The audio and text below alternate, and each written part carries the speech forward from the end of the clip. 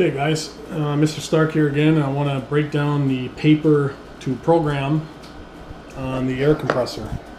So let me try to get something to hold this down here. So let's take a look at the circuit that's at hand here. You might remember this from motor controls. We get a drop in pressure. Our lube oil pump goes on, giving lube oil to the compressor. Now once we have oil flowing, it goes by the flow switch, closes this contact, allows the compressor to work. Now if for some chance that there's no flow of oil, it'll drop down to this contact and give us a warning red light, letting us know that one of two things: either there is no oil for lube and there's no flow, or there might be something else going on in the circuit that needs to be looked at. Hit the reset and go through that sequence again. Fairly easy circuit, but let's see how we broke it down. So how many inputs do we have? We've got a switch, a switch, a switch, another switch, and I'm using my overloads for my lube oil pump and my compressor overload. I want to simulate those overloads, so there's two more switches that we're going to use in the lab to get through this. So the first rung is pretty easy. We got we're going to use an open contact, open. We're going to use a memory bit here. So what's missing here is MO for that. First memory bit, so we don't need a coil to have that holding circuit. And then the rest of these will close and let the rest of the circuit work as it needs to. So that first rung should look like this. There's your stop, there's your reset, that was your C, that was your C. Now we're using a memory bit to take its place. Second run becomes open, or a make contact, MO. We have another make contact for the pressure switch, which we're going to use just a regular switch for that.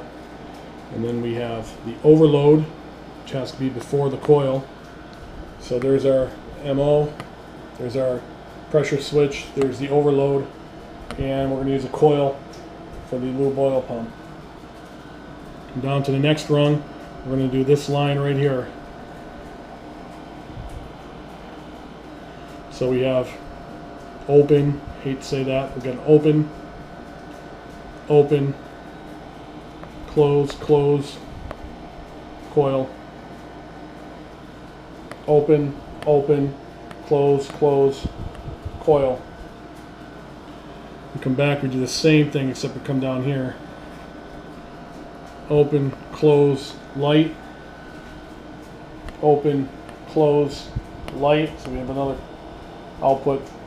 And then I've got these three other inputs. As you can see here, if you take a look at what I did, input 4 is going to be simulated with a single pole switch of some sort, or a selector switch.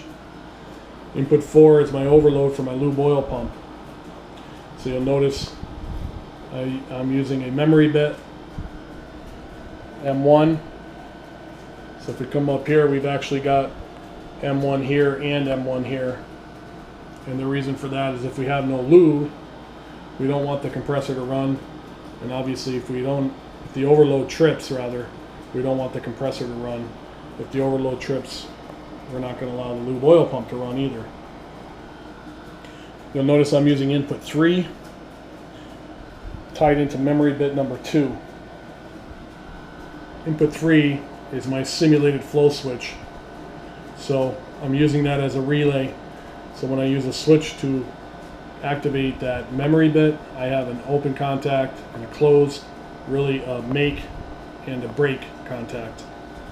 And you'll see that up in the circuit. And then last but not least, I have input number 5 tied to memory bit number 3. Memory bit number 3, input number 5, and that's how that will work. So all in all, I could probably build it a little bit differently, but this is kind of how we've been building them. So you really need to sketch this out on paper before you dump it into the program and then simulate. So the next video you'll see is you'll see this air compressor circuit on the program and simulated